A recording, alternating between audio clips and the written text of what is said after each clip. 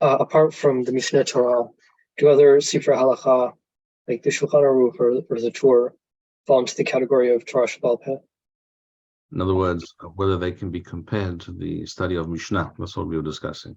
So the Ba'al Tosfot Yom Tov in his Hakdama to his Be'orim on the Rosh explains that studying Mishneh Torah is like studying Mishnah. And you're asking, are there other works of halacha that could also, one could say the same about them? Yes, I think the answer is definitely yes. That is true. You mentioned the Shulchan Aruch.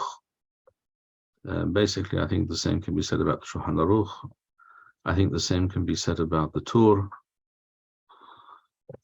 It's true that there is a difference because Rambam's style and language is literally taken from the Mishnah. Very often, the Rambam is quoting the Mishnah or a Baraitha word for word, or almost word for word.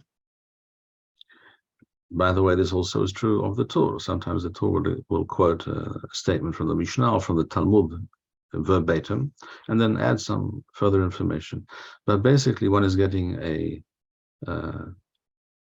concise rendition of those particular halachot. It's true sometimes in a sefer like the Torah you have a little bit more explanation, a little bit more something which already borders on or is already the beginning of Talmud.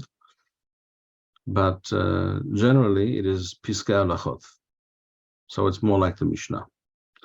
You could say the same thing about Piskei HaRiaz, for example. Piskei HaRiaz, which is an amazing sefer, which unfortunately is not widely known or learnt. The Riaz was the Neched, the grandson of the Rid, Rabbeinu Yeshaya Ditrani, and his grandson was also Rabbeinu Yeshaya. Rabbeinu Yeshaya Haron is known as. He wrote a book of Halacha, which is a tremendous hibur in Mishnah, the style of the Mishnah, like the Rambam in pure Hebrew. This is what the Riaz did, as opposed to the Rid. His grandfather wrote Piskei HaRid, which is on the one hand like the Rif, quoting directly from the Talmud, but he adds much more explanation than the Rif tends to do. You could even ask the question, by the way, even with regards to the Rif. If you study the Rif, you just read the Rif as it is. Are you studying Mishnah, or is that to be considered Talmud? It's also not very clear. It seems more likely that it should be defined as a kind of Limud Mishnah also, because you have the bare statements without much explanation. If, on the other hand, you study the Ilchot Harif with a perush like the Ran, shall we say, or could also be on Masechet Berachot, Rabbeinu Yonah, or on other Masechtot, other Mefarshim, there it's probably already like studying Mishnah and Talmud together. You're getting it's not maybe the same experience and the same input as that you're receiving if you were as you were to receive if you study the Talmud mamash with Rashi, with the essential mefarshim from the text of the Talmud itself. But you're getting at least a distilled version of that Talmud with some of the background, enough to understand some of the basic reasoning and concepts behind it. This is why the Gra was in favor of studying the Rif and also the Rosh, because if you study the Rosh, you're basically studying the Rif with additions, with extra explanations or other opinions, and there is definitely enough discussion there, generally, to explain the at least some of the background of those halachot, of those statements. Rav Kook, for example, in Orot HaTorah, suggests, this is basically seems to be based on what one sees in the Gra, that once a person achieves the what Rav Kook refers to there as Surutha Shmatata, in other words, the ability to what in the yeshiva world is called, he knows how to learn. He knows how to learn a daf gemara. He understands the methodology, understands the reasoning basically, but he hasn't gone through the whole Talmud page after page.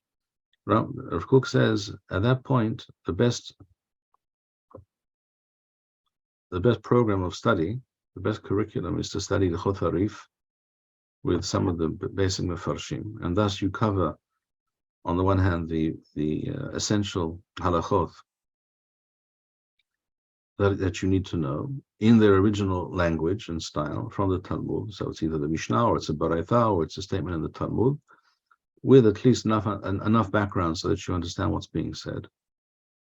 And the Ran's Perush is really a mofeth. It's a avodat mofeth, what Rabbeinu Nissim was able to do in his Perush on the Rif.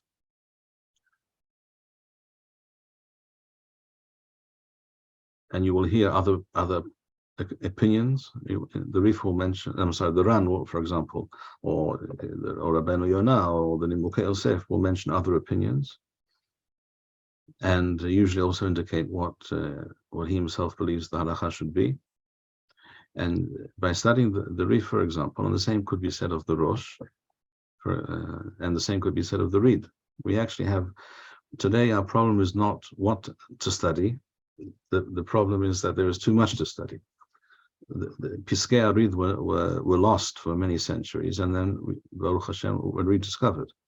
The Piskei Harid on the Talmud is like the Rif or like the Rosh, with his own explanation, sometimes a different opinion, different understanding, or a different psak from the Rif or from the Rosh, and sometimes the same. And it's an amazing work. And his grandson, the Riaz, wrote something which is like a Rambam, but it's according to the order of the Masechtot. It's according to the order of the Masechet and the Perek. So, it takes Masechet Shabbat, he starts with Perek Aleph, and he goes through all the statements, all the halachot that appear in the Perek Aleph of Masechet Shabbat in plain Hebrew. If you study that, it's like studying Mishneh Torah. It's like studying Mishnah.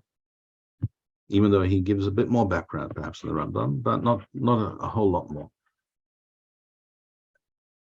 If you study enough so that you understand the basic workings of the Talmud and the essential explanations of the Talmud on the Mishnah or on the Baraita, that's already Talmud Katan. This is how the Hilchot Harif were referred to for many generations. The Hilchot Harif were referred to as Talmud Katan. It's a brief version of the Talmud, especially when you add some perush to it. It's an excellent basic text to go with. So if the question then becomes, so what should one study? Well, there's no simple answer to that. To some extent, it depends on what a person feels they are truly connecting with, and how a person feels they are progressing. If a person feels that studying Ilchot Harif with a perush, if a person feels that he is making real progress and covering a lot of ground, then he should continue doing so. And the same is true of the Rosh, and the same is true of the Reed, etc. The Torah by itself also is an excellent sefer. You don't get all the details, perhaps, that you will find in the Beth Yosef, which one can, of course, look at, either all of it or some of it. But the sefer itself was designed to be studied to stand alone, as is. And it is very... It's a beautifully written and very well balanced Sefer Torah. Again, it's something perhaps that not enough people are familiar with as the Torah, without all the perushim, just the Torah. So I hope that answers the question. Does do the Shihil Toth and Sefer Halachot Gdolot fall into the same category as the Rif? Yes, I think it would be correct to say so. Yes, that was their intention also. The intention of the Sheiltoth and the Halachot Gedolot was to, again, to present to you a Talmud Katan, a small, more digestible, more easily grasped version of the Talmud, without all the various possibilities that the Talmud raises, just giving you the bottom line. The Halachot Gedolot is very telegraphic. It's the same, similar to the style of the Rif. The Rif obviously was familiar with Halachot Gedolot. He often mentions it explicitly, and anymore he does not. He obviously was familiar with Halachot Gedolot. Many statements in the Rif can only be understood if you understand that he is basing himself on what Halachot Gedolot wrote. But it does require some explanation. Halachot Gedolot, it tends to be very telegraphic in style. The Sheiltoth is a little bit less so. There's more of an attempt to explain the background or the rationale behind many of the statements that the Sheiltoth quotes. In fact, I've often thought that the Sheiltoth also is another one of those texts that is unfortunately not well known, not sufficiently studied by many people. It could really be a basic sefer that one studies regularly. Perhaps I think that many people would benefit from that in many ways. But the bottom line is that en adam lomed ela b'makom shelibo hafez. A person